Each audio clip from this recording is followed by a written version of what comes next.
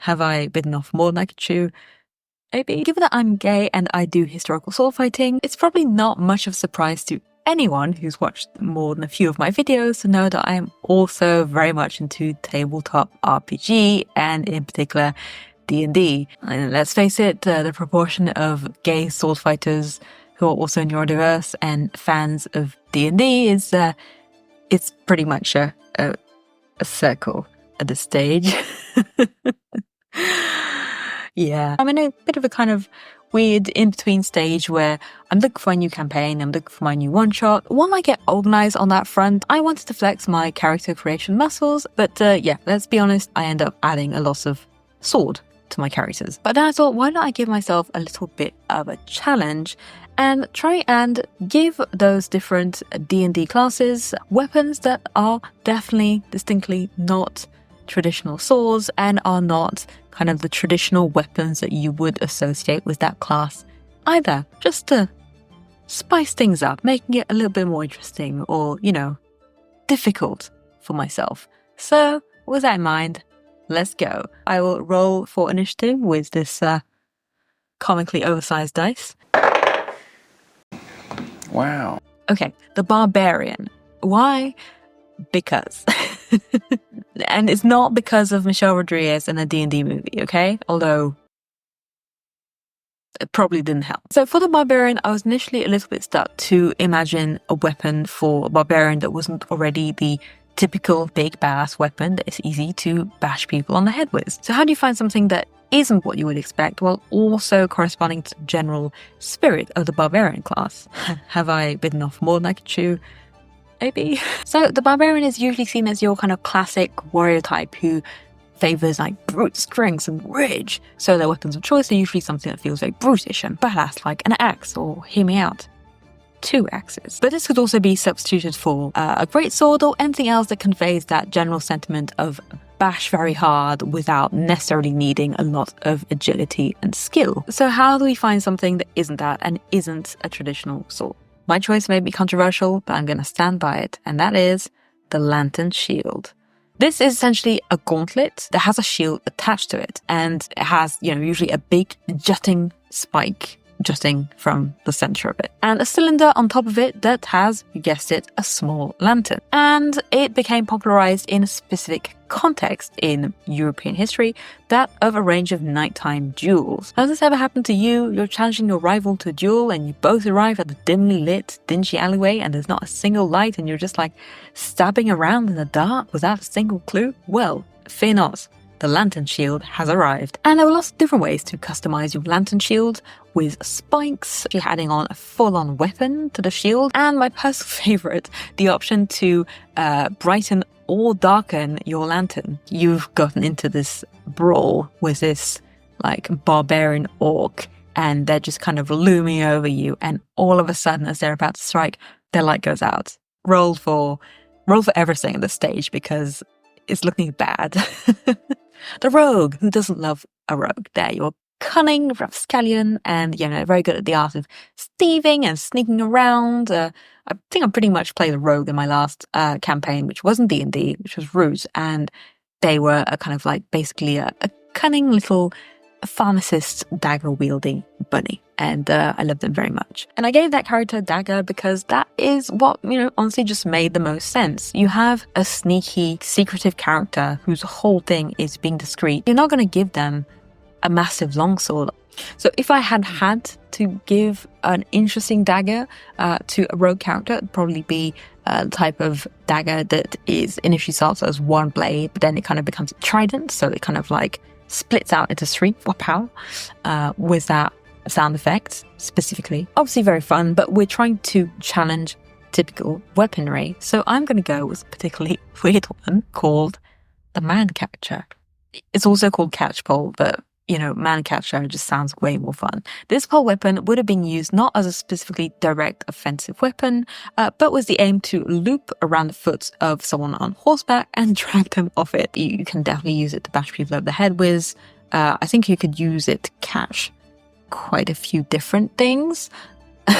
other than somebody's foot on horseback. You're gonna like run into situations where you might have to like catch something from afar or just like do something unexpected, and I think that weapon is perfect for that. Artificer. Yes, the nerd class. Well, to be honest, I've always in my head thought that they would basically be the types of people in a fantasy setting that would run a makerspace, and I'm not wrong. And my sources for this is, trust me bro, I worked in a makerspace. The Artificer is based around invention and unlocks capabilities in objects via ingenuity and magic. So basically, cast a spell, they craft it, and have a very specific set of skills and tools to make that happen. You feel as though any weapon that they would have is a weapon that they would have made themselves. So most of the evidence I've seen in terms of Artificer weapons points to either crossbows or daggers. But then it made me think that the Artificer would definitely be the most ADHD class to actually use their ingenuity and magic to do something chaotic and unhinged and say, why not have both a ranged weapon and a close ranged weapon? Enter the combination axe pistol. Look at that bad boy. Look at it go. Now, elaborate firearms wise, I feel as though they emerge a lot earlier than we think they do. In a European context, there would be a full-on emergence of firearms around the same time swords and other bloody boys were still very much in use. They obviously will start overtaking bladed weapons as the most commonly used weapon in combat, but there's lots of trial and error and coexistence in the meantime. And a key moment in the firearms journey in Europe is the invention of the wheel lock, which is basically a friction mechanism which will create a spark and cause ignition to the powder for your firearm to, well, fire. And while we get the overwhelming popularization of firearms in that century, we also get hybrid monstrosities like that one. And just why? Why would you do that? There's different theories around that. One of them is the idea of caution. The idea there would be that, firearms were still pretty unreliable, could take a moment to ignite or might malfunction if they're in the wrong conditions. And, you would have the option if that firearm option failed to use your axe. But looking at the actual context behind combination weapons, many of them would actually be more so weird curiosities that would have been kept in cabinets of curiosities by rich aristocrats from the period.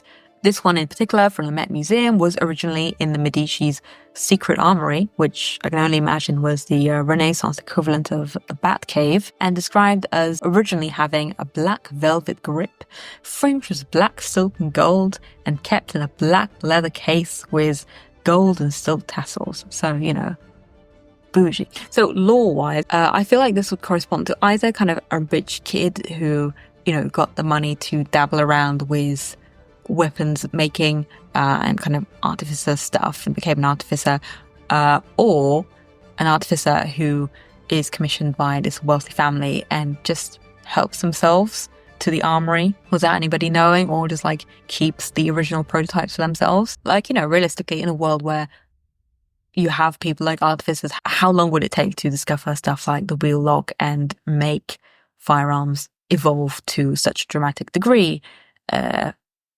Is worth thinking about. Bard. Despite actually writing and drawing a webcomic with a bard as the main character, this one actually took me a little bit of time to figure out. But you should read my webcomic. It's called Girls' School of Knighthood. It has lesbian knights, sword fighting shenanigans, mysterious masked girl, a bard. So my initial idea was for some kind of sonic weapon. But the thing is that combination sword guitars don't actually exist. Charisma and playing, seducing everything, but also like we want them to fight. We want them to have a tangible weapon that isn't just their musical instrument and their ability to cause chaos and be charismatic in any situation. And in terms of sonic weapons, the closest I could get to initially was the idea of sonic damage and intimidation on the battlefield, which does have historic precedence.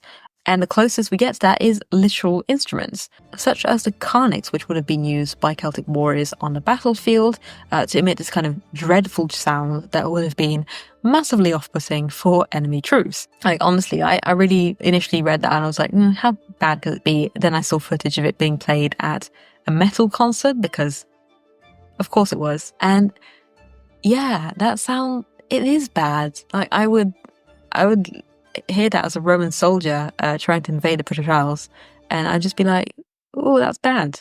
Oh, I got tummy ache. But is it a weapon? No. Going with that route, any musical instrument could be a weapon if you're bold enough. You know, I have had my bard Cassidy use a lute as a weapon in the comic, and I don't really want to check with lute makers on how accurate that was, because I know it wasn't. You shouldn't use a lute to beat up your enemies. Don't do it. But then I decided to make my life a little bit easier and cheat. I did say, well, when I said the use of when I said not use a regular sword, I meant regular sword, not a flame-bladed boy. And look at it. It's not straight. Just like me. So this flamboyant blade isn't necessarily specific to two-handed sword, although it is found on many Zweihanders. It can also be found on rapiers. And many people have been wondering about its design significance, specifically in terms of utility. And don't get me wrong, it does, for one, look absolutely sick, or I wouldn't have ordered it in the first place. It came from Lancaster Armoury, and I'll put the link in the bio, and it just, I just love it so much. I'm going to call it Joan of Arc. That's how much I love it. But what's the kind of statistical advantage? Well, there doesn't seem to be any advantage cutting-wise in terms of the blade being undulated or, serrated and it's quite sharp like this. But the advantage would have been more so in terms of parrying, so blocking your opponent's sword. And there are also some theories that it could be used to basically trap your opponent's blade and twist it more effectively out of the way. But the theory that is most interesting for us here, for our purposes, is the idea that striking a straight blade, striking this flamboyant boy, would cause a range of vibrations going through the opponent's blade, which would be very disconcerting and kind of throw them off, which is where the connection with our bard comes in. I like to imagine the idea of, lore-wise, of a bard having this type of sword that has these specific frequencies that could potentially be designed to have a kind of like musical, magical power to dispel opponents. So that's just kind of what I enjoyed going with in terms of a general theory for how we could use this flame-bladed boy. Not just because it's very pretty, but let's face it, it doesn't hurt at all. This experiment has been very interesting. I mean, I do notice the fact that I'm apparently unable to stay away from swords too long. But what I find more interesting is really not so much just trying to go beyond D&D class stereotypes, because sometimes we kind of fell back on those stereotypes anyway to try and get any sense of specificity. But I guess really trying to go more to the idea of what different weapons would tell us about a specific character. And I think trying to kind of build up that lore, that means that your weapon choice isn't just like, well, I gave them a sword because whatever, but actually thinking, yeah, like what is a weapon that is a bit more kind of specific to how they act, how they react in a fight, how they behave outside of a fight. And that is the part that I found most interesting. I might actually try and do a bit of fan art of these characters as well that I've come up with their various weapons, and see where that takes me. And who knows, maybe they'll become D&D characters that will feature in any future campaign that I am a part of. So thank you for following me along on this little experiment. You can tell me if you'd like me to do more D&D classes and give them weird, wonderful weapons. Or you can even tell me about your kind of future D&D character that you're planning, and whether you need any support in helping find them a weapon. Why not? I'm happy to be an agony aunt, but very specifically about pairing people up with historic weapons for their fictional stories. That sounds great. In the meantime, you can also listen to my podcast, Bustles Broadswords, about warrior women throughout history who did wield swords, but also a range of other weapons. You can also read my webcomic, Girls' School of Knighthood, about the aforementioned bard and her shenanigans in A Girl's School of Knighthood. And in the meantime, stay safe, sword lovers, and see you in another video.